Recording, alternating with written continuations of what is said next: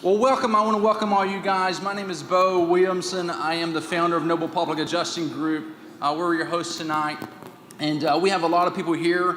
We're going to let all the panelists introduce themselves. The goal for tonight is to give you guys, this is obviously open to the public. It's free information.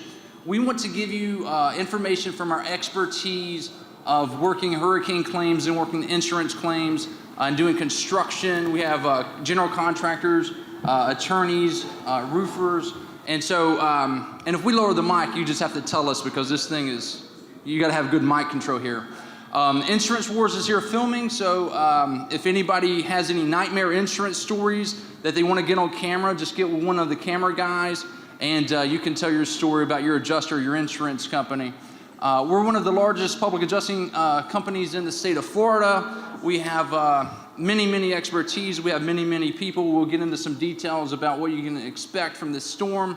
But before I get into this and open it up, we're going to let everybody introduce themselves. But just right quick, what we're going to do is we're going to explain a little bit about the mistakes we see people making and that have made in past storms and kind of foretell the future for you because we've seen it plenty of times. And then after everyone's kind of said a few things, we're going to open up for questions. And so Q&A. So whatever question you have, jot it down. You can come up to the podium at that point in time, and you can ask one question. You can ask many questions. And we hope everybody learns a lot tonight and gets a lot of value out of this. The news crew is here, and so be on your best behavior. With that said, Daryl, you want to take your mic and introduce yourself? Sure. My name is Daryl Mick. I am the Director of Operations for Quick Roofing. And first of all, I'd like to say our hearts go out to you guys, Fort Myers strong. I've been in the industry 28 years. I was here in '04 when Hurricane Charlie came over in Port Charlotte, so I understand and can empathize with each of you. Real quick about the company, give me a minute. Quick Roofing started with humble beginnings 45 years ago. We've grown into the fourth largest roofing company in the United States. We're in 22 states with permanent offices, and we have 4 locations here in the state of Florida. Sometimes people don't think if you're big is a good thing, but when it comes to allocation of material, which is going to be an issue coming up in the next 2 years, we are the second largest buyer of roofing shingles in the United States behind Home Depot. So when it comes to our supply distribution partners, we buy more shingles than anyone else, and we can do concrete and any other type of roof. But any questions you have, I can take it. Feel free to ask. So I'd like to pass the mic and turn it over to our good friends at Morgan Law Group. Thank you.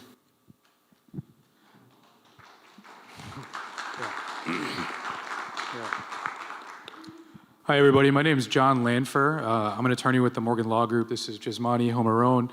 He's also an attorney with the Morgan Law Group. I want to thank Noble Public Adjusting Group and Bo for putting this on today. We really appreciate everything they've done. So what do we do? We are property insurance litigation specialists. So we file complaints for damages in the local circuit court alleging that an insurance company has failed to pay an adequate amount of benefits pursuant to a loss. And sometimes these complaints are needed early. Sometimes the insurance company will negotiate and work with the public adjuster, but we always are available to come in and represent any clients that need our services with moving forward and filing a complaint against an insurance company if they have not fairly paid your claim. You want to say anything? Oh. Gismani Humarong. Hi, everyone. If you have any questions, I'm here to answer them. I'm senior partner of the Morgan Law Group. Morgan Law Group's been doing this over 20 years. We have offices all over the state of Florida, Louisiana, Puerto Rico, California, and we've seen all kinds of claims and can probably help you with anything you're going through right now. Thank you. Good evening, I'm Chad Hawkins, and I am a division manager for Shegog Contracting. We are a Florida-based and licensed general contractor. Our primary focus is rebuilding the entire structure.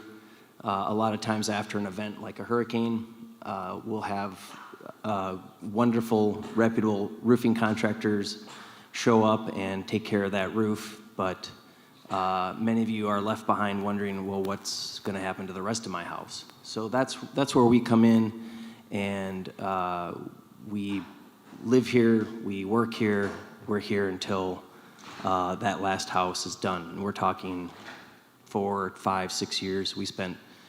We have spent 4 years up in Panama City rebuilding that community for 4 years, and they still have a long ways to go.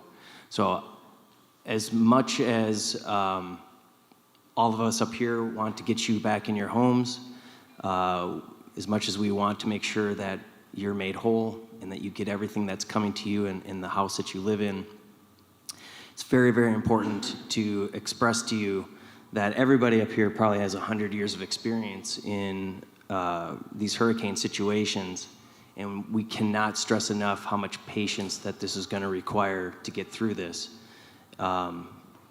It's hard to hear that hey, I just need my house fixed, but there are tens and tens of thousands of people out here that aren't in this building, but they're going through the same thing that you are. So just know that we're here to help you. We're all here to answer as many questions as you have to feel comfortable moving forward the process. And I'm going to leave you with one last thing. The roof is the first thing that's going to get approved, and it'll probably be the last thing. They're going to open up coverage for some of these other areas of the houses, of your house, but that's where the fight is going to be.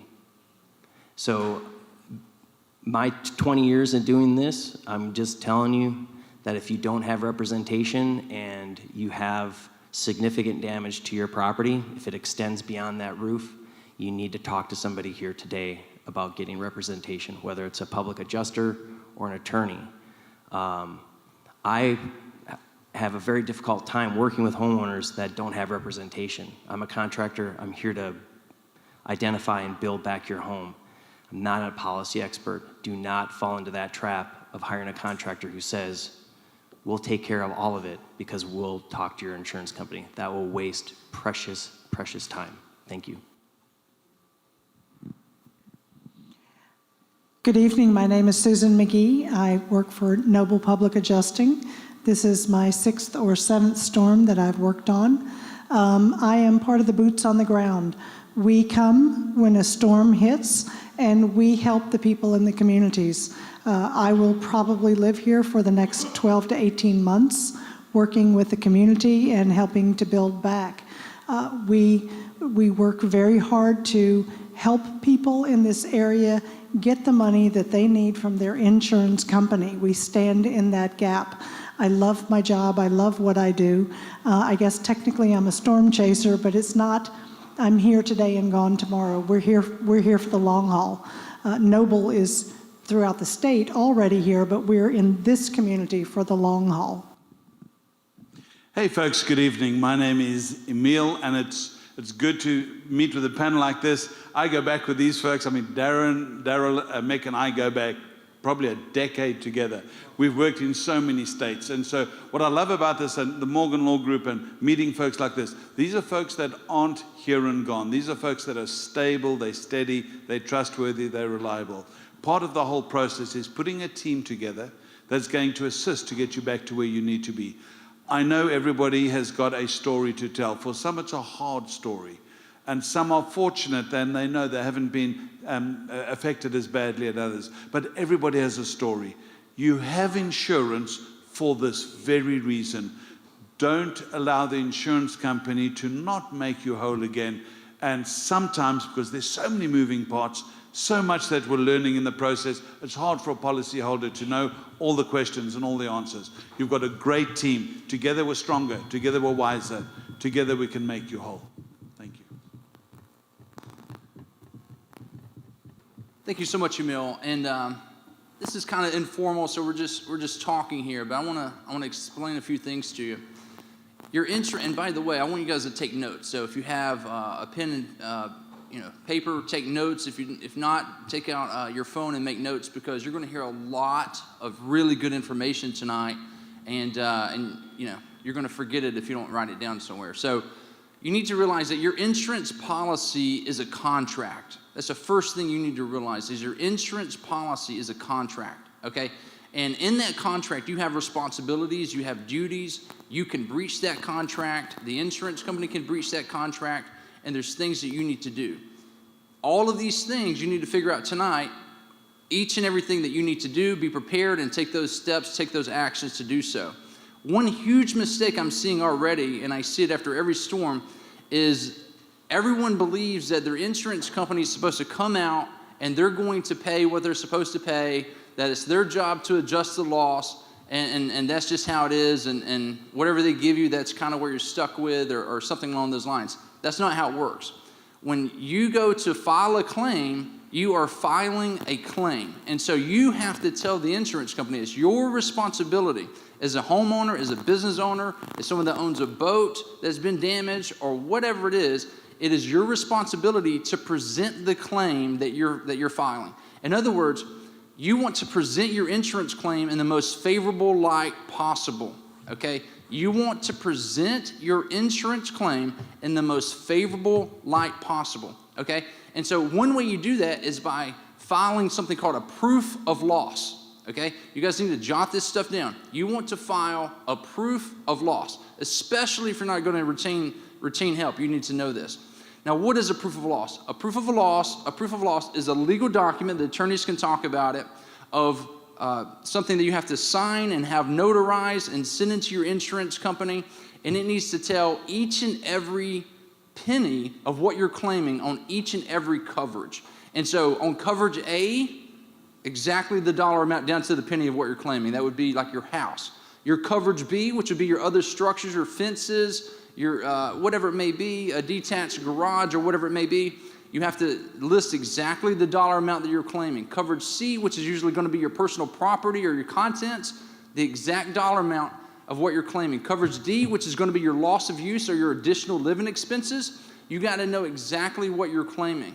And then you have to understand how all of these things work. Like your additional living expenses or loss of use under coverage D may be only PWI, paid when incurred, which means you actually have to go and pay the money ahead of time before you can ask the insurance company to reimburse it. And so you're sitting there waiting for your insurance company to pay for your hotel or pay for your house or whatever, but you haven't actually went and incurred those expenses, and they're happy, and they're not letting you know. You have to understand that when you file a claim, it's naturally an adversarial relationship between you and the insurance carrier at that time, frankly, okay? Because every dollar they give you is a dollar they no longer have. You have to understand that, okay? And so, so coverage A, how do you get it? How do you get that dollar amount? Well, you have to have a detailed, itemized estimate of exactly what the damages are. And not just from a contractor or roofers or whoever's standpoint, it has to be from everyone's standpoint. It has to be an all-inclusive standpoint. It has to include building codes. It has to include matching statutes. For example, the attorneys can touch on the statute 626.9744, subsection 1s and 2. These kind of things come into play. Maybe you have a tile roof that doesn't match and it mechanically can't fasten back together. Maybe you have a tile roof that you lost one tile. They don't make the tile anymore. It doesn't have a Florida product approval code, and it doesn't mechanically fasten back together. Maybe your house is racked and you need engineering. Maybe because of the flood zone you're in, you have to elevate your house, because you're going to hit 50% of the value of the home, and you have to bring the whole house up to code, okay? And so there's all of these details. There's all of these things that you need to know and understand, or at least be prepared to retain someone that does, to work on your behalf, okay? And so I want to cover tonight any and all questions, and I want you guys to be thinking about on the panel anything that you guys want to cover, the things that you're seeing, the mistakes you're seeing, and those kind of things. The insurance company tells you, go get us 3 estimates. Well, here's the problem with that. There's nothing in your policy that says go get 3 estimates. You're kind of wasting a lot of people's time. And not only that, but when you go get 3 estimates, sometimes the insurance company will use it against you. And they'll say, oh, we like the lowest person, 2 trucks in a truck, we like their estimate. We're going to pay that one. You say, no, I didn't like those guys. Those guys, I found out they weren't even insured. They're like, oh, well, this is your guy. You submitted this estimate to us. This is your guy. You're going to get 2 trucks in a truck estimate paid for.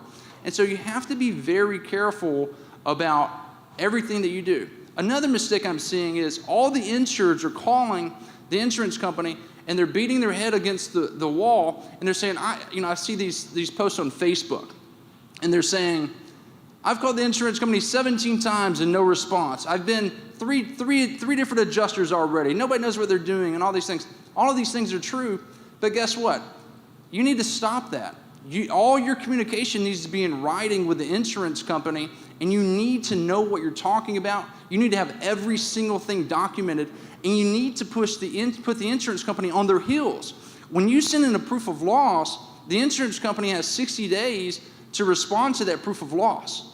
Okay, and if it's itemized out and detailed out, and you have engineering to back it up, and you have moisture mapping tests to back it up, and you have mold testing to back it up, and you have all of these things, you have maybe an affidavit from a general contractor or a roofer or someone on a product, Florida Product Approval Code or whatever it may be, the insurance company, they're in a bad position, okay? And so you're putting them in a position to where they're going to pay your claim before the next person.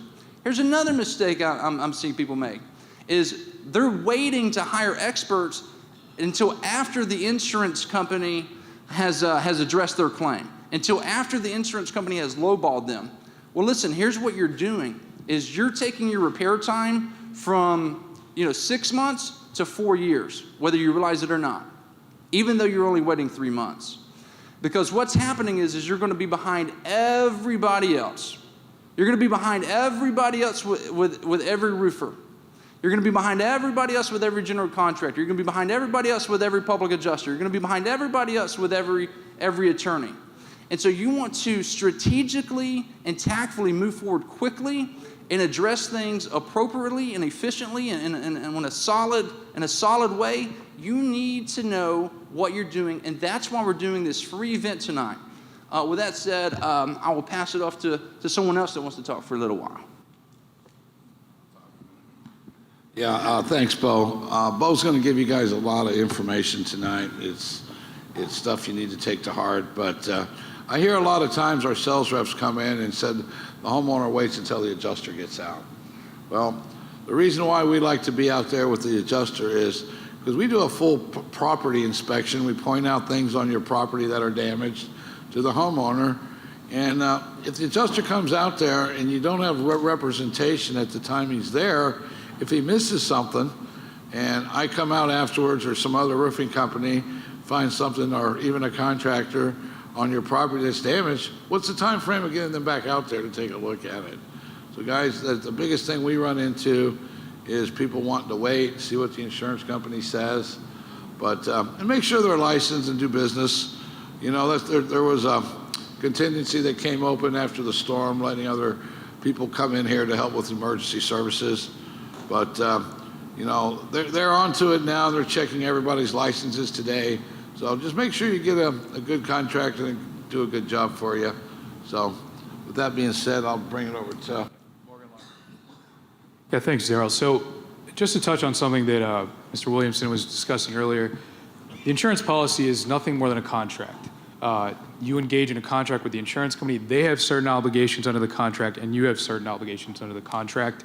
And if it becomes necessary at some point down the road to file a breach of contract action against the insurance company, they're going to look at a lot of things that were done during the claims investigation process, and those things could affect everybody's rights in litigation to be able to prevail in that case. The two most important things are the sworn statement of proof of loss, as was alluded to. If they make a request for a sworn statement of proof of loss and you do not comply with it, and we file a case, the case is over. The other thing that's an absolute bar from being able to proceed is an examination under oath request. If the insurance company makes an examination under oath request and it is not complied with, even if we proceed with a lawsuit, the case is over. So we're talking about post-loss obligations. These are obligations that your insurance policy places on you, the homeowner, after a loss. There are many post-loss obligations. Submitting documents that the insurance company requests is a post-loss obligation. Submitting to inspections is a post-loss obligation that the insurance company requests. These all need to be complied with, and that's what all the folks here are here for, to help set you up for success. Now, as I was discussing, there are 2 post-loss obligations that if they make those requests and you do not comply, you cannot proceed with a subsequent breach of contract action, and that is an EUO, an examination under oath, and a sworn statement of proof of loss request. All the other post-loss obligations are generally treated as issues of fact in the legal process. So if they requested a document, you did not provide that document, unless it's a sworn statement of proof of loss, generally that's an issue of fact as to whether they were prejudiced in their investigation as a result of you not providing that document. And it's an analysis that the court, the judge, and the jury will go through, and essentially it's very important. You want to say anything? Okay. By a show of hands, how many of you in here already made an insurance claim? How many of you already have a public adjuster? Or a claim professional like a roofer or a lawyer? How many of you feel like you might need one and that's why you're here today? Has the insurance company been out there already and done an inspection? By a show of hands? Keep your hands up if you think the insurance company is going to pay you what you think is the appropriate amount of money for your claim.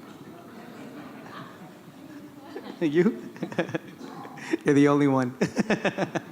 So we're here to help you with that. It is a complicated process. I won't dive deeper into it, but yes, it's a contract. You have post-loss obligations, and failure to comply with them could result in a forfeiture of your insurance claim. Additionally, not having a claim professional involved sometimes will leave a lot of benefits untapped. Like you might not know that you're supposed to get money so that while they're working on your house, you could live somewhere else. Additional living expenses and similar conditions. You get rent money for that. And there's all kind of other benefits that we could help you depending on your specific circumstances. We'll be able to analyze your facts of your case and show you how your policy applies. You might have policies that are different. Obviously, there are endorsements to those policies. Some of you might have exclusions that others don't have, right? You need somebody to help you review this stuff so you know how to properly put your claim together so that we can maximize your benefits. That's the benefit of really having claim professionals like us involved, because we're going to make sure you avoid mistakes that if you didn't have involved, you might make it and the insurance company could take advantage and pay you less. Hey, one thing I forgot that's real important that I wanted to talk to you guys about. There's five issues that the insurance company looks to disqualify a roof that's been damaged. I just want to share those with you that you qualify for a new roof. Number one, it's real obvious. You have shingles blown off the roof. You can see that from the ground. The second issue is when the shingle lifts up and pulls through the nail and lays back down. You can't see that from the ground. The third issue is when the winds, when we had 130 mile an hour winds for 2 days, it lifts the shingles and the seal is compromised and dust and dirt gets under it. And the fourth issue is flying debris that hits the roof and does damage. Now, the fifth point of order is the hardest one to get approved through the insurance company. It's severe granular loss. They're going to come back and say it's wear and tear. Well, BS. We had 130 miles an hour winds for 14 hours. It sandblasted your roof. Guys, the granules on your roof serve a big purpose. They protect for UV rays. It's your first line of defense on the roof. If I took all the granules off your roof, your roof is made of 90% of petroleum products. It would actually melt. So you can't really see it from the ground, but when you get up on a roof, you can see where the roof's been sandblasted. And you can ask my friends to the right, which I know very well, Jesmani, they can get that bought for you all day long. But if someone's there to meet the adjuster, can point that out, we may be able to get it done in the first meeting. All right, guys. Chad, you're next. The worst advice I've gotten at times in my life were from people that really love me. And I feel the same way about neighbors and Facebook and some of the other places where there's a lot of chatter. And if you ever dive deep into some of these conversations, you realize that, at least from our perspective, that you're getting a lot of bad advice.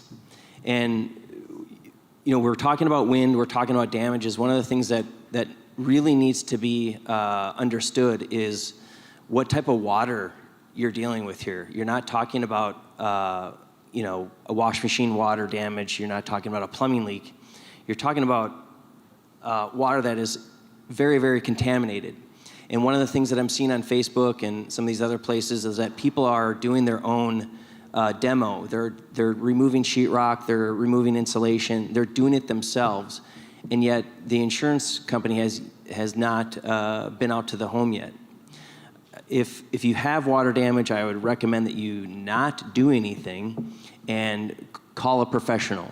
Get a mitigation company out there, somebody to walk through the property and do a complete analysis. The other thing, next thing you want to do, or along with that, is get a construction professional out there.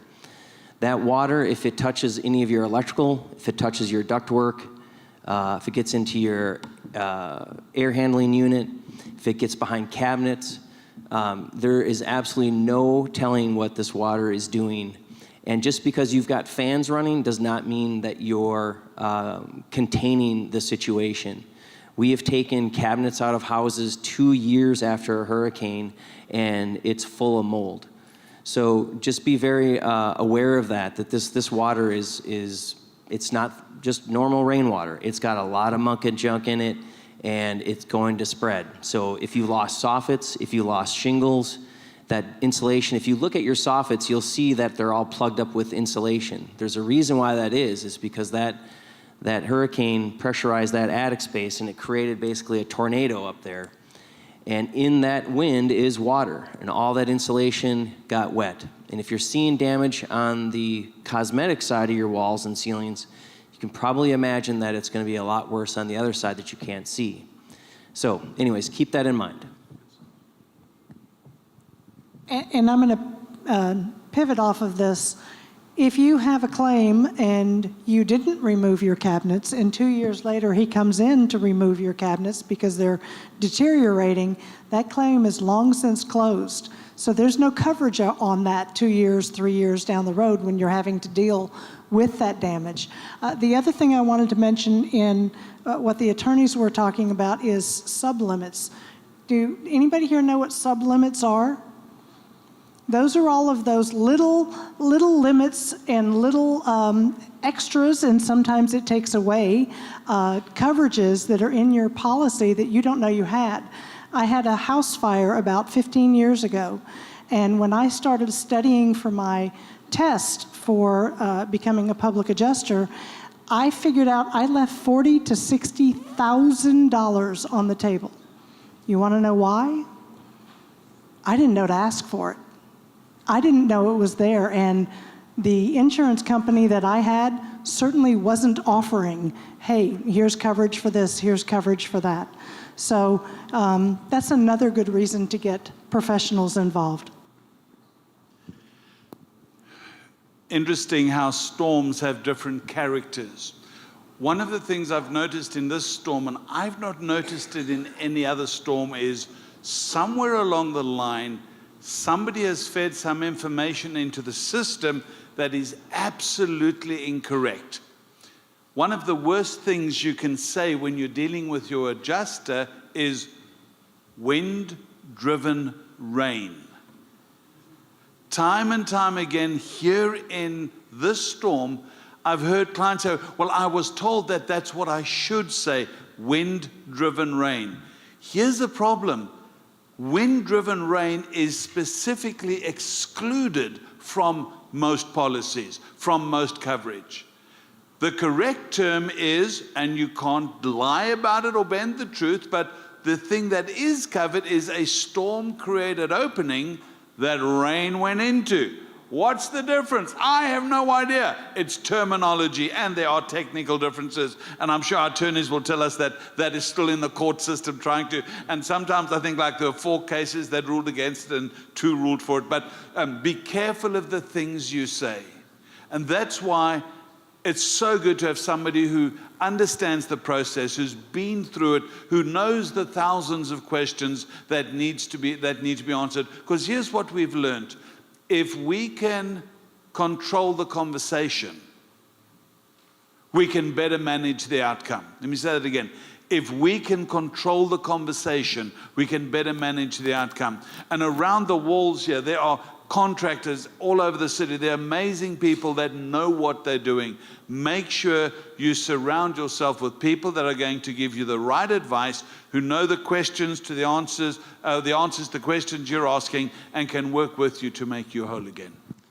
Thank you, Emil. A couple things. Chad mentioned something. You want to write down the term Category 3 water. Category 3 water. During a hurricane, that's what Category 3 water is things that come from the ocean, the sea, all the pollutants, all the nasty stuff that's in the ocean. That's all Category 3 stuff. In fact, if the water comes through the house and goes through the all the way comes down through the insulation and all those kind of things, that's Category 3 water. Category 3 water is not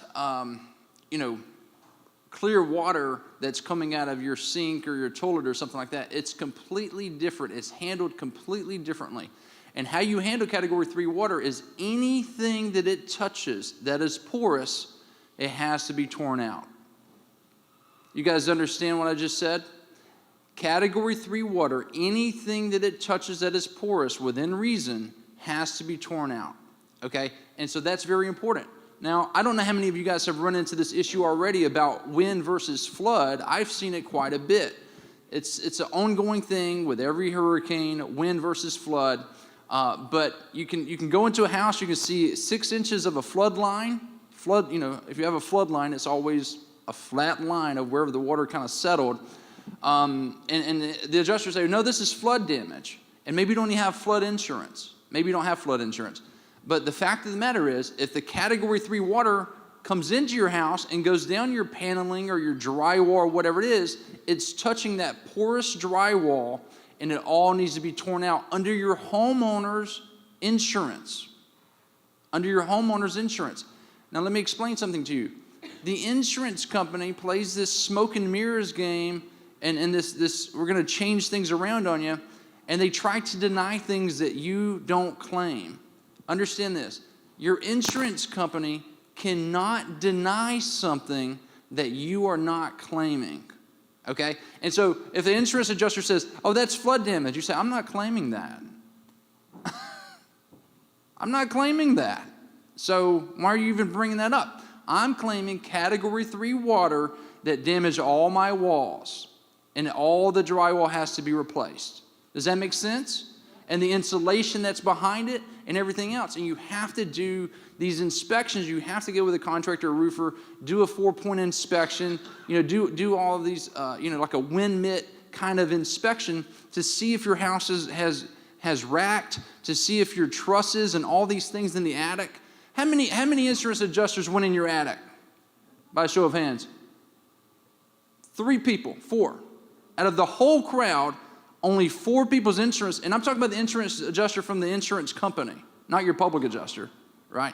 So you have to do a thorough inspection. Most of these adjusters are in and out within, 10, 15 minutes or whatever, and they're on their way. That's how it goes.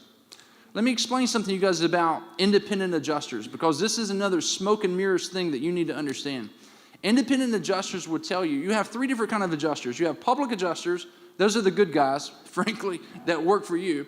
And then you have staff adjusters. Those are the people that work directly for the insurance company. The insurance company is their boss. And then you have independent adjusters that work for various insurance companies. Now, independent adjusters would tell you that I want to pay you as much as I can, because the more I pay you, the higher my fee is. Has anybody heard this? That's true. You know what they don't tell you? That they don't have any authority, and it gets kicked back to them and chopped down by the insurance company. And so if you have a brand new adjuster, which most of you do, I ran into a guy that was a pig farmer 2 weeks ago. Today he's an insurance adjuster. And they come out and they say, man, I'm going to write this up for $150,000. I'm going to make me $3,000. I'm going to stick my chest up because I'm big money. That's what they think. Until they start turning in their estimates. They start turning in their estimates to the insurance company, and then the insurance company says, whoa. We're not paying that. You're going to have to chop that down and, come back. Their deductible is $10,000. Come in about $9,000. I'm telling you, this happens every day. Okay? And then the adjuster, the independent adjuster, he reluctantly chops down his estimate to $9,000 or whatever it is, and he just cut his own throat. Now he's not making $3,000, he's making $300. And he's got to chop down the other 9 estimates too. And so now what did that guy just learn by experience? If I want to feed my family as an independent adjuster, I have to blow and go through these houses and write everybody at below deductible or just over or whatever and make my $300 a pop. You guys know that? You guys just learned something? That's the reality of it. I'm just being honest with you guys. That's the reality of it. Now, an attorney later on can subpoena that original estimate, right? Sometimes you can get it, sometimes maybe not. Yeah, move to compel it to get that estimate. And then guess what? The insurance company would have to most likely come back and pay that estimate, wouldn't they? At a minimum? It'd be evidence, very strong evidence, right, that their own guy wrote it up. And so it's very strong evidence and that someone wrote it up to this amount. And guess what? The poor independent adjuster, the nice guy, sometimes they're rude and they're not nice, but maybe the nice guy or gal that came to your house, they never get that money. When a public adjuster or attorney or whoever comes back and gets you the $150,000 that you should have been paid to begin with all this fighting and all this, without all that, the independent adjuster never gets paid. He gets ripped off as well. So I'm just being honest with you guys, okay? This is the reality of it. Now, I want to talk a little bit about AOBs and assignments and stuff like that. The attorneys can talk about how the assignment laws have changed, but sometimes a gentleman asked me earlier about assignments. Sometimes you can assign a claim if you're going to sell your house. And so don't always think an assignment is bad. You may assign your claim and you want to sell your house or something like that. And so there's different things that you can do with assignments, but just be careful and know what you're getting into with an assignment and know whoever you're signing it with, what their responsibilities are, what yours are, and all those kind of things. So we're happy if you have assignment, AOB, questions or anything like that, the panel's happy to answer any of those questions.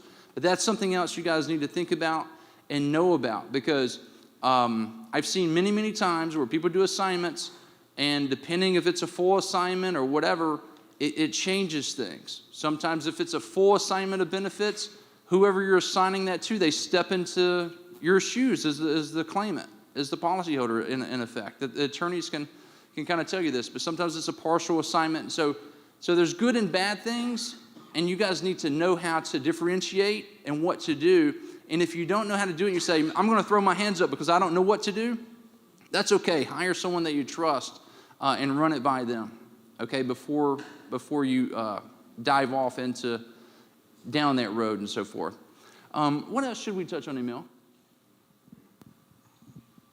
One of the challenges for homeowners is they don't know what to ask for. They don't know how to substantiate what they're asking for. When you get a good public adjuster involved, they're going to base your claim on a number of things. I'm going to give you to them quickly. Write these down if you would. The first thing is they're going to base it on state statutes. This is why we're asking for it. Things like 6269744 subsection 2 that says it's got to match in color, quality, and size. Color, quality, and size. Not only state statutes, but case law. Contractors, you're going to love this. Write this down. This is how you can get overhead and profit on every single one of your jobs.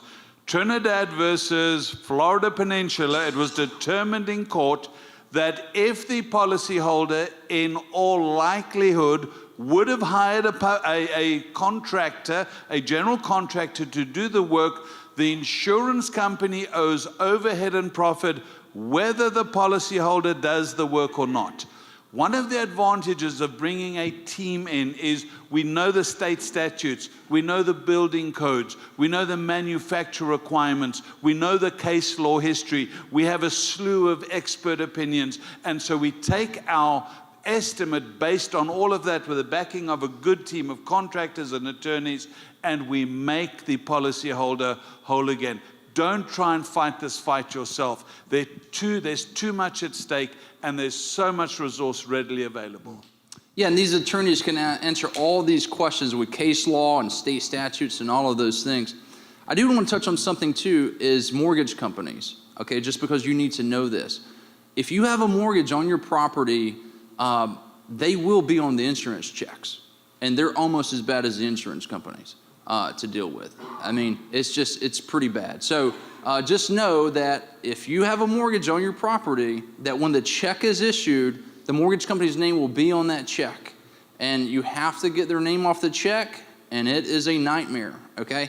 And so if you have any questions on that, jot it down, and then when you guys come up to the podium, you guys can ask some specific questions, but you have to deal with that. So sometimes you may have 2 or 3 or 4 names on the check. You need to check with your insurance company and make sure that the right people are on the policy and so forth. If someone's on the policy that, God forbid, has passed away or something like that, you need to be addressing these things now instead of, once the checks come in and then you have to get a death certificate or whatever it is, so you have to be proactive on these things. And so when you file an insurance claim, unfortunately, there's a lot of responsibility that falls on you. I want to quickly touch on condo associations and HO6 policies, just in case we have some unit owners here or someone on a board, something like that. The attorneys, again, can talk to you about 718.111 subsection 11, and it differentiates in that statute. For my ladies here, I love that you're writing down notes. 718.111 subsection 11. Again, the attorneys can go into details on that, but that's something that if you live in a condo association or something like that, you need to be familiar with that that particular statute yourself. Learn, because it talks about the coverages and what the condo association master policy is in charge of, and then what you're in charge of as well. Attorneys, you guys know off the top of your head, I don't want to put you on the spot too much, about the statute for assessment fees for condos. What's the statute? For assessments? Yeah, just the. 718.116. What is it? 718.116. Yeah. You also have assessments. So if you're on a condo board, you want to talk. Well, you guys want to talk about that, about Yeah. how the Florida statute lays out about assessment fees and the minimums and the minimum that a condo association would want to assess their unit owners to get the most bang for their buck and that kind of thing, and maybe the deductible on that. Sure. So if you live in a condominium association, you're a unit owner, unless you rent, right? If you own in a condominium association, you're a unit owner, and you're going to have an HO6 policy that's going to cover your contents. The way that a condominium association works is shared ownership, so everybody has an undivided interest in the common elements of the association. That could include the roof, that could include the outside balconies, walk areas, etc. And the association is responsible for getting an insurance policy that covers everything that is common to all of the unit owners, right? Like your roof and things outside. They call it a bare walls policy is what it's called. So everything up to your bare walls. So if you have a claim in your insurance, in your condominium unit, the insurance company for the condominium association, they'll pay up to replacing your drywall. They won't do any coverings, like they won't paint your drywall, they won't put tile on your floor, they're not gonna paint your ceilings. If cabinets need to be removed, sometimes we make an argument, we get them covered, sometimes we don't, but the point is, everything that's inside your unit is your responsibility. Hopefully you have a policy. It's not required to have a policy, so sometimes I run into unit owners that don't have any contents coverage, they don't have any interior coverage, and they're solely relying on their condominium association to handle the claim and handle their structure, handle the roof, and replace your drywall.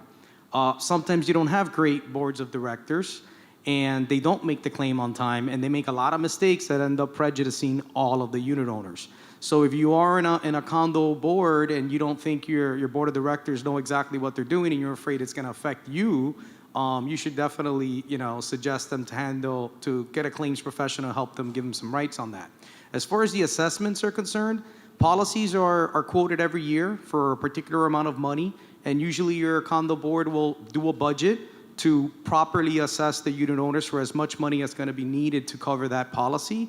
Sometimes you have crazy hikes like we've been seeing. I've had a lot of my condo clients come in and they have a triple it's been trebled. Now it's 3 times as much. And those condominium associations have advised them, look, you're in a situation where this is way out of your budget. You might even have to do a special assessment. So the unit owners might have to pay some extra above their assessment in order to be able to cover that. But assuming you're covered right now, what you really need to be focusing on is making sure that you're going to those homeowner meetings or unit owner meetings, and that the condominium association, especially them, definitely have a claim professional involved. You don't want your board of directors, a group of volunteers handling that and dealing with the insurance company, especially when you have so many unit owners counting on you to do the right thing. Thank you so much. I want to open up for questions because I think we're going to have so many questions and so forth. But right before I do, whenever you have a question, just come up to the podium and wait patiently, and then we'll call on you. I want to talk on the right to repair right quick. Okay. Is my mic on? Can you guys hear me? So the right to repair, in some insurance policies, you have what's called a right to repair. The insurance company has the right to repair, meaning they can send out their own contractors that do work for them and not even send you a check, okay? They just send out their own contractors. They cut whatever corners they decide to cut. They do whatever shoddy work they decide to do, or they do great work. Who knows? I haven't seen it. But, but the point is they send the check, they pay the contractor directly. And so if you don't want that, if you think they're going to do bad work, or you think that they're more loyal to the insurance company than you, then you really need to study your policy to figure out what's your responsibilities. Do you have to sign another contract? Do you have to actually sign the contract? Or the specifics there of exactly what you have to do? In other words, let's just say your policy says, for theory, that the insurance company has a right to repair, and and you have to sign another contract when that time comes. Well, it may not specify exactly what that second contract has to be worded as. And so if you don't want if you don't want these people doing your work, you could say, listen, I'm going to need background checks on every single person that's going to be here. You can only work between this time and that time. There's no cigarette smoking on my property. You can't use the restroom here. The porta potty is going to have to be over here. You're going to have lanyards on with identification. There's no music. I'm going to have to see where you're insured, and I'm going to have to see your license. And I need to check your finances with your company and stuff like that. Let me check your. I need to see a screenshot of your checking account balance to make sure you're not going to go bankrupt on me. And you can make it really difficult for them to where they don't want to deal with you. And so now they don't want to deal with you. And so you're kind of off the hook to a certain extent. So there's a lot of tricks you can do and things that you can do to kind of make sure that the thing is your insurance claim and your repairs are going the way that they want to go. And so, again, the attorneys can speak to a lot of these things if you guys have specific questions on these, but there's just so many things that you guys are going to have to learn very, very quickly, or else team up with somebody that already knows these things that can help you. So with that said, let's open up the podium to any questions. Just make your way up. If you just introduce yourself, we have the news crew here. Just your name, maybe the city that you live, and what you got going on. What's your question? My name is Deborah Meany. I'm from Cape Coral, Florida, and I reported my insurance claim the day after the hurricane. I have not had an adjuster come to my house yet. Tuesday of this week, a desk adjuster called me and made me an offer of $4,500 to settle the claim. I know I have roof damage. We have a lot. We've had roofers come out and look, and they too have said I need it repaired. Not repaired, replaced. They said I need it repaired. My husband talked to them. They said, we inspected your house by satellite. How does that see inside my house? Do I need a public adjuster, a lawyer, both? What do I do from here? I don't know what to do. Yeah, look, this is par for the course. And, this is one reason why we started the show Insurance Wars, because years and years ago, I started hiring people on at my company, and I would hire people on, and they would be new to the ropes and all that, and we would go out on a claim, and it was unbelievable. It was unbelievable what the adjusters were doing and saying and stuff. And so the new people would say, is this is real? I thought that we were in good hands. I thought that we had somebody on our side. I thought somebody was there like a good neighbor. But in fact, they're doing a satellite inspection. I mean, and so that can see through my roof. I my think interior damage, right? And that can see the lights that were ripped out from underneath my soffits, right? That satellite's great. yeah. So I mean, I think the attorneys can talk about bad faith claim practices and unfair claims practices, but the insurance company has a duty to inspect your property. They have a duty to get there in a timely fashion and inspect your property, and they're failing to do this. And before we get to the bad faith and all that, guys, there's good and bad everybody, okay? There's good insurance companies. I hope. I'm still looking for them. There's good insurance adjusters. There's good insurance adjusters, but the insurance adjusters sometimes don't have that much authority.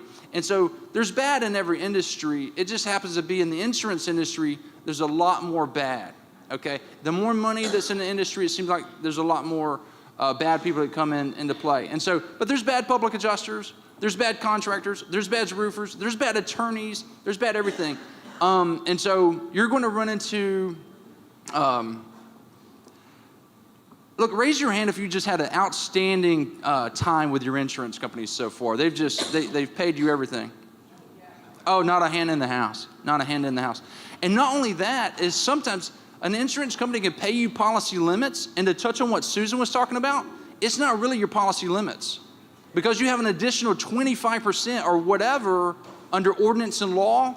So you could be insured for $300,000 and you have a total loss. Your insurance company pay you $300,000, but they never let you know that you actually have an additional $75,000 to bring your house up to code on top of the $300,000. That's just one example. And so remember, you have to look at finances. You have to look at finances. Do they want to give you the $75,000 or do they want to keep the $75,000? If you want to talk about politics, you say, oh, I saw this politician on the news saying this, that politician. Look, you can go to transparencyusa.org, transparencyusa.org, and you can look at who's donating to each politician, and you can see who's doing what. I saw a very interesting comment on Facebook just this morning. Some smart gentleman, he says, I decided to hire a public adjuster because I saw all of these ads on the television to not hire a public adjuster, and they were all sponsored by the insurance companies. I said, that's a smart man right there. That's a smart man. You guys want to hit on bad faith and unfair claims practices? Sure. First, I want to tell you, you do have recourse. You can hire a claims professional. And the silver lining in what you just described is they've opened coverage for your roof. So we're already halfway there. Okay, the fact that they didn't go out there and do an adjustment and do an inspection and calculate your damages, great. Just makes it easier for us because they don't have any evidence to back up their $4,500 offer. Okay, so you do have claims professionals here that are available to you. A public adjuster will probably be your first step in that direction. And if they can't resolve it for you, then your lawyers will be able to come in there and have the insurance company do that. On bad faith, there is a statute in place that says that if the insurance company acts in bad faith, they call it doesn't adjust your claim in good faith, right? You can serve them with a notice. It's called the civil remedy notice. And you say, in this civil remedy notice, and you send it directly to the Department of Finance, so it's a state-controlled process, and you list all of the items that you feel the insurance company didn't do in good faith as part of their process, the fiduciary duty that they owe to you. And if they don't rectify that within 60 days, there will be a presumption that the insurance company did not act in good faith. And if we go ahead and we have to file a lawsuit and we have to go ahead and prove this in court and prevail for you, then we'll be able to have we've now have a claim for statutory bad faith. The purpose of statutory bad faith is to provide for what are called extra contractual damages. Those damages that wouldn't have otherwise been covered by your policy is those damages that you had extra outside of your policy as a consequence of the insurance company not acting in good faith. This is above and beyond them breaching the policy. Because a breach of the policy, we get what are called compensatory, make you whole. Enough damages to make you whole. You didn't pay me my benefits, I'm gonna sue you. You owed me 100, you paid me 4,500, so now you pay me the difference. But if as a result of you waiting for a year for this insurance company to do it, you lost your house in foreclosure, you lost your tenants, you had to pay a ridiculous interest rate to someone, you had to pay for repairs over and over because you don't have enough money to replace and you keep doing temporary repairs, all those extra damages that wouldn't have been covered, I would demand them directly from the insurance company. And interest as well, right, gentlemen? Yeah, of course, and everything, basically all of the consequences of the damages that they caused you, including interest, pre-judgment and post. I just want to recap and reiterate. You guys need to write down something he said. I think it just kind of glazed over it there. CRN. You guys need to write that down. CRN. That's a civil remedies notice. You need to learn what that is. Civil remedies notice, CRN, learn what that is. Did you have something, John? The only thing I wanted to touch on is bad faith damages. One thing you have to remember is that you do have to obtain a judgment on the actual breach of contract action before you can bring the subsequent bad faith insurance action. So for that reason, most claims do settle out of court. You don't really have as much bad faith insurance litigation in Florida as you do in maybe some other states. But part of that process to secure your right to then seek those bad faith extra contractual damages is you have to file the CRN. If you do not file the CRN, you can go and get a judgment for compensatory damages, but then you cannot go and file the action for bad faith damages. I want to add something to the lady that was up here about the satellite imaging. Something that a satellite is not going to pick up. If you had debris in your yard that didn't come from your yard or your house, it came from your neighbors. How did that debris miss your house? You need to walk around that property. You need somebody up on this panel, have a professional come to that property and look at your homes inch by inch. Look at the glass on your windows. If you have black marks on the frames of those windows, a shingle hit it. It's likely, if you look at the glass at a specific angle in the right light, you're gonna see that that glass is damaged. You're gonna see cracks in your siding from missiles hitting it. There's gonna be a number of things that an untrained adjuster is gonna miss. These folks that are coming out to your property, they don't have a building construction background, right? They're trained on how to write a very limited scope of work. They're there to validate the claim, in my opinion. They're just adding validity to it, and they're gonna be there for 15 minutes and they're gone.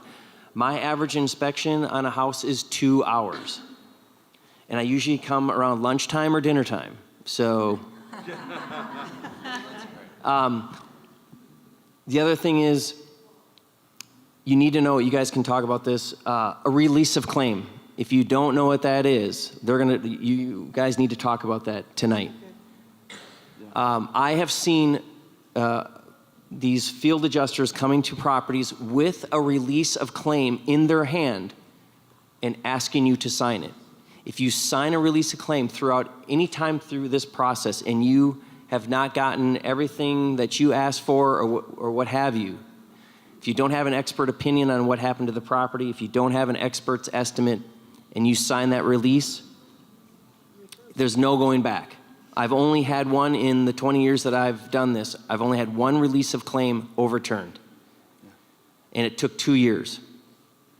So if anybody presents you with that, do not sign it unless you're absolutely certain you've been made whole with your claim. Really good stuff, Chad. As we come with the next question, cosmetic damage is still damage. So if you have scratches, you have this or that, the other, it's still damage unless you have a cosmetic waiver. And you may have codes kick in. You may have some stucco that wasn't up to code, and you have to replace a portion of it or something along those lines. But yet, it's for whatever reason, it's not up to code. Maybe it's not thick enough. Maybe it's more than 144 square feet sections or something, or there's no weeping drains at the bottom, whatever it may be, right? It could be a million things, seems like.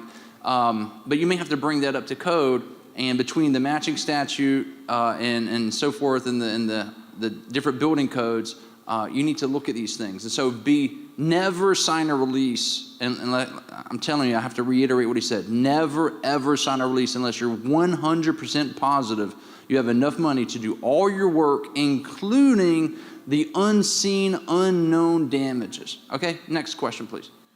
Good evening. My name is Cece, and I live in Cape Coral, Florida. I have a two-part question. I noticed that both of your flyers for adjusters and attorneys say no upfront costs. And of course, you have to get paid for the wonderful work that you do. So can you, one, explain to us what that payment looks like? The second part of my question is there a certain level of damage or if we get public adjusters, attorneys, does that increase our chances of getting dropped from insurance companies? Yeah, let me answer a few different things here because you just triggered some things in my mind. One is if the insurance company closes your claim, guys, that doesn't mean anything. We can open it right back up. As long as you don't sign a release, if the insurance company is like, oh, we closed your claim, we paid you $12,000, we've closed your claim, that doesn't mean anything. They're trying to lie to you. They're trying to trick you. We just tell them, well, open it back up. The claim isn't closed until I say it's closed. I am the one filing the claim, right? And so you need to know that. Your insurance company dropping you, people bring this up. You know, I'm going to let the attorneys speak. There's a statute that the insurance company can't drop. The insurance company can't drop you after a hurricane. I've even posted it on Facebook if you guys know it off the top of your head, or you can look it up. So you guys need to be familiar with that statute if you're concerned about being dropped. The other thing is, you almost have to ask yourself, who cares if my insurance company is going to drop me because they don't pay for anything anyway? I'm going to drop those guys.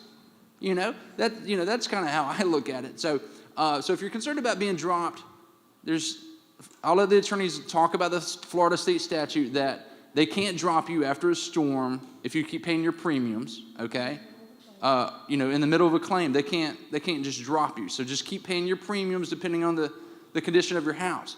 If you have a total loss, frankly, you don't want to go in there if it's clearly a total loss. You don't want to go in there and spend $40,000 on doing mitigation if it's a total loss, because then your policy limits are going to be short $40,000. But there's so much stuff, guys, you have to know about these laws and the building codes and all this stuff, and if you have to elevate your house and all these things that are going to come into play, guys, it takes a while to become experts at these things. As far as the public adjusting fees, look, we charge 10% on residential claims after a loss. Florida had an independent study done called the OPEGA study. OPEGA is an acronym. You guys can look it up. And they said claims that had a public adjuster received 747% more money than claims that did not have a public adjuster. Claims with a public adjuster, according to this independent study, received 747% more money than the claims without a public adjuster. Public adjuster takes 10%. Okay? And so then someone will argue, once you overcome that objection that somebody may give you on the all-knowing Facebook, they'll say something along the lines, yeah, but it takes longer with a public adjuster. Excuse me, what takes longer? 9 months or eternity? Because you're never going to get the money from the insurance company. And so when they say that it takes longer if you get a public adjuster or attorney or something like that, longer than what? The initial payment that the insurance company made you? Does that make sense? Because they'll never pay you. They'll never pay you. You have to force the insurance company in a position where it's going to hurt their pocketbook if they don't pay you. That is unfortunate. It's just the way it is, though. You have to put them in a position where your claim is documented so well with engineering and moisture mapping and mold testing and contractors' affidavits and detailed exactimate estimates on all coverages with F9 notes that's explaining the statutes that were, or the building code that comes into play or whatever it may be. You have to document it so well where they say, we're going to have to pay this one because if we don't, they're going to sue us. And when they sue us, they hire an attorney and sue us, then we're going to be in court on your claim, and this person's going to be in the jury. Who do you think they're going to side with? Are they going to side with you, their neighbor, or are they going to side with the insurance company that ripped them off too? And so you have the authority. You have the power, okay? But you have to understand this is a patience game. Whoever is the most patient wins. If the insurance company wears you down and beats you up and so forth, look, there's a book. If you guys want to, have something to fall asleep to besides the Bible or something, which is a great book, then deny, delay, defend, right? Deny, delay, defend. This is the insurance companies overall. This is their motto. This is what they do. They try to deny your claim if they can. Then they delay your claim as long as they possibly can. And then they defend their position. Hold on, I just want to add one thing. When he said 747%, I'm going to bet that half the people go, yeah, right. It really is, and let me tell you why. If you have a $100,000 claim, on average, the insurance company has to pay you 13.67 cents on the dollar. So you're going to get a check for $13,000, maybe $14,000. When you have a public adjuster involved, we're going to try to get that up to $98,000 because it's a $100,000 claim, right? That's 700%. So we're not talking just numbers that you grasp out of the air. And the one other thing that Bo touched on is, the eternity. When you're working with a public adjuster or an attorney, we're going after money they never intended that you receive. So 90% of something is much better than 100% of nothing. Okay, so a quick example on the $4,500 offer we heard about today. If the insured accepts that offer, guess what? They're done. Yeah, it's going to take longer if you hire me because I'm going to go get you the $100,000 you deserve. So yeah, always is going to take longer, but because we're going to go get you the money that you're entitled to, not settle it for short. Our fees. So we charge 20% pre-suit. Today, I've been authorized to charge 10% in conjunction with Noble. So we're charging half the price today as a law firm, and we'll work together with your public adjuster, and we'll charge you half the price for everybody that's here today. So that's what we charge. The likelihood of being dropped afterward, I know that was a question that was raised. If you have a public adjuster or a lawyer, we can't really speak to that, right? Because I don't know what that insurance company is going to do or what that adjuster, there's a lot of humans on the other side that are making these decisions. These are not necessarily policy decisions across the board for an insurance company. So it just really depends on a case-by-case basis. But arming yourself with a claim professional, you should never be deterred because the insurance company may drop. You get a different insurance company, but you need to make sure you get your benefits because this is not the right insurance company for you if that's going to be the only reason why they're trying to drop you. As far as the release is concerned, you should never sign a release without talking to a lawyer, period. Okay? And the reason for that is there's already a pre-existing duty for the insurance company to pay you on the policy. They don't need a release from you. You already paid a premium, and their job is to pay you on the policy. Why do you need to give them a release? A release of what? What if I have more damage? What, you don't want to pay me if I find additional damage once my contractor starts to do the work? That's what you're covering me for. I've argued that even asking you for a release when we're not in litigation and trying to do a global settlement, in and of itself could be considered bad faith. Noble has a table in the back. If you guys want to talk to anybody from Noble, She-Dog's over here, She-Dog Contracting, Morgan Law Group's over here, Quick is in the back, you're in the back corner, right there. And so at any point in time, if you guys want to talk to someone one-on-one, you guys can do this. But I hope we hope we answered the question thoroughly. Ma'am, you have a question? I appreciate you being a professional. I don't want people for saling my owner their home. I'm a real estate agent. A couple of questions come into play. I asked one of the lawyers earlier, and you mentioned it, the 50% FEMA rule. Most consumers don't have a clue what that is or means. I have a gray idea, and I even asked him some questions that were kind of stumping to him. So if you could elaborate more on what you know about that so people understand what that means, please. Yeah, so it's a little bit complicated. You need to find out, first of all, you need to find out exactly the flood zone that the particular property's in. And then you need to go to your county building department and ask them what the elevation level requirement of your home would be, okay? And if you're gonna have flood insurance, this is kind of a necessity. And so if they say, well, your elevation needs to be, 6 feet or whatever, above sea level, whatever it is, then you need to know that. Then you have to hire an elevation specialist, an elevation expert specialist that can come out with all of their professional tools and tell you exactly how, how high above sea level or whatever your particular house is. And then from there, you'll know if your house is high enough or if it's not. And if it's not, then if you want flood insurance and all that kind of stuff, it's going to kick into play. And so the 50% rule, there's a building code in Florida. Basically, if you're going to repair 50% of the value of your home or more, and it's the tax value. So what's the value of your home? They say the market value.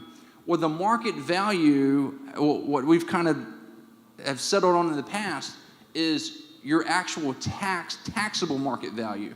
And so when you get taxes every year and they say, look, your land is worth $200,000 and your house is worth $500,000, then the $500,000 would be what you'd go off of. You wouldn't calculate in the land, you would just calculate the improvements, okay?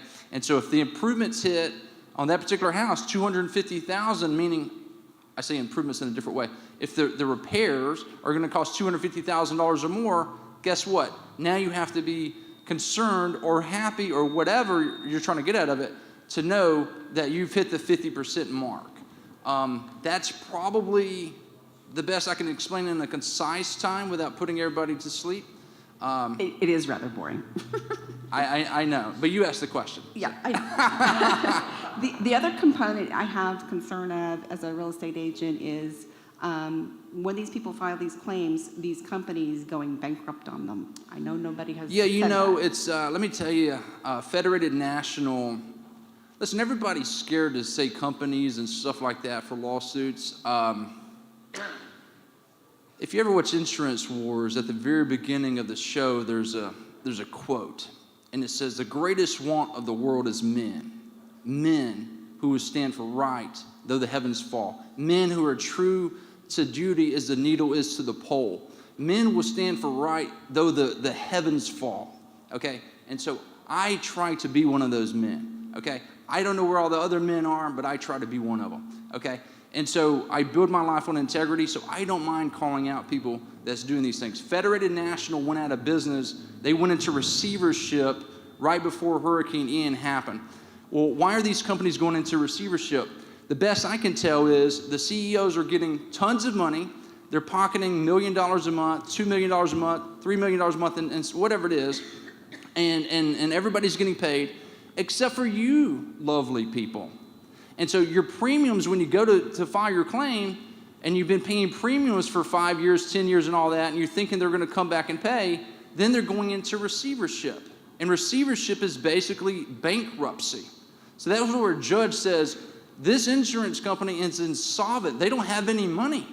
And so they have to go into receivership. Let me tell you something. In the last 3 weeks, we've had clients that we've gotten $300,000 from Federated National, for example, since you're asking the question, and we were waiting for the check to clear. The check went into their account. We were waiting for the check to clear so that we could get paid and stuff like that. So we were in touch with the client, obviously, and all that kind of stuff. Hey, has the check cleared? Hey, has the check cleared?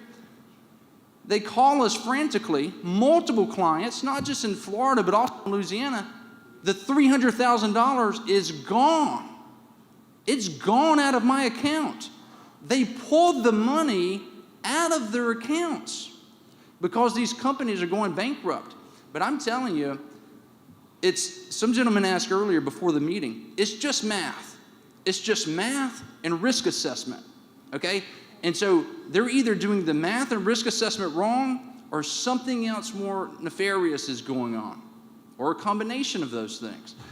Do I think insurance companies are going to go under from this storm? I absolutely do. And that's another reason why you need to be moving forward with being proactive of filing your claim right now. Because if you delay and don't be penny wise and dollar foolish. Okay? You're like, oh, I'm going to wait for my insurance company to offer me my $10,000 and my deductible was $9,000. I'm going to get a $1,000 check. I'm going to wait for that before I move forward with doing all these things. Mistake. Because you're going to be behind 100,000 people that actually get paid, and then the insurance company is going to go bankrupt, and then you're not going to get paid, or you're going to get paid a lot less when FIGA kicks in, FIGA, the Florida Insurance Guarantee Association or whatever. When they kick in and you start dealing with them, you're going to get paid a lot less. It's going to be a nightmare, and you don't want to be in that position. So I'm telling you, this is open to the public. We're here to help you. I'm telling you, don't make these mistakes. That's why we're here. One last question. If I run across people that are just done with the house, they just want to move to something different, and they have a claim open, and they want to sell, and you talk about these assignment of benefits, who would be best to refer them to so that they don't get screwed in doing that, and neither does the buyer? They can do two things. You can talk to the attorneys about this. They can either sell the house at a loss. So let's just say they have a $500,000 house is what it would sell for normally, but they have $300,000 in damages.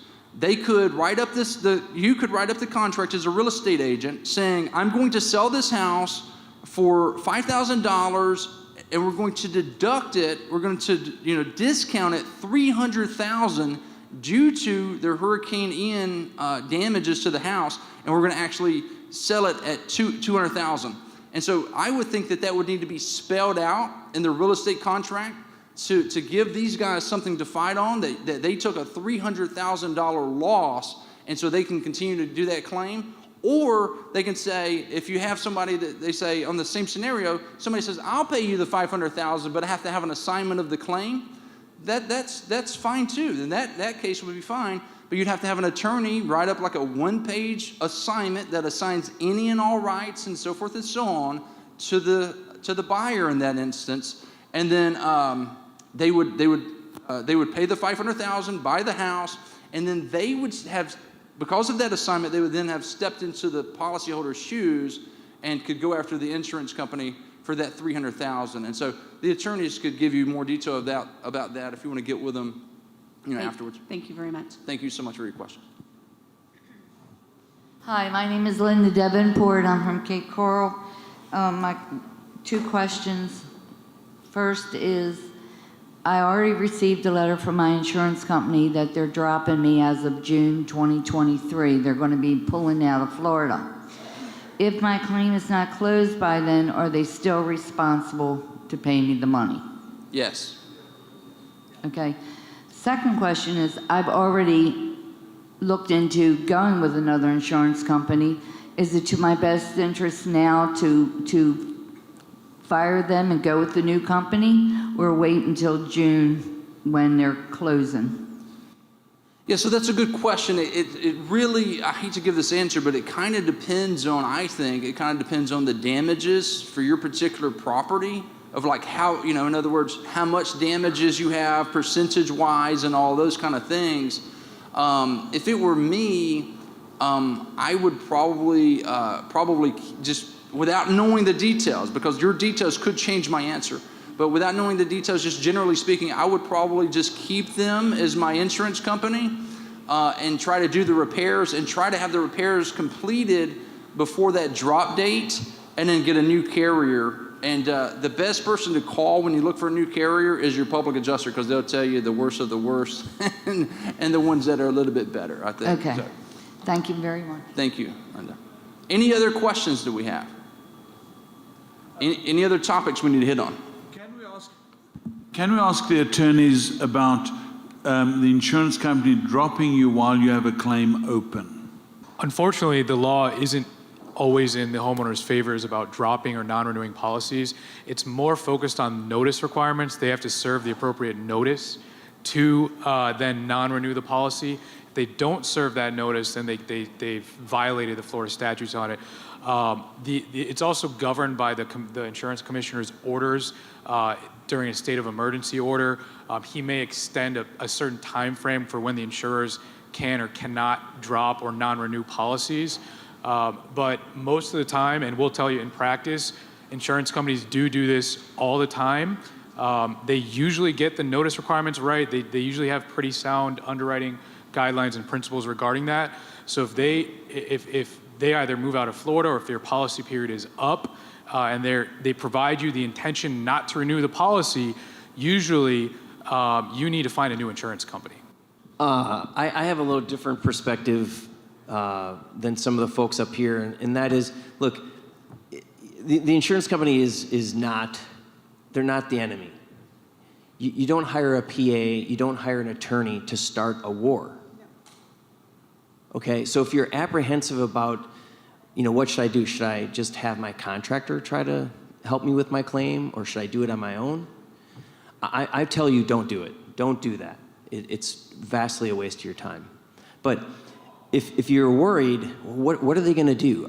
If they go to war or if they start this fight with my insurance company, am I going to get canceled? That's not why you hire these people up here. You hire them to represent your best interest and not to start a war, not to go to war. It's fair to say you don't know the policy language. You don't know the contract. I own rental properties. Every time I buy a property, I'm looking at a property, I give it to my attorney because I want him to look at the things that I'm not familiar with and I don't have the time to deal with.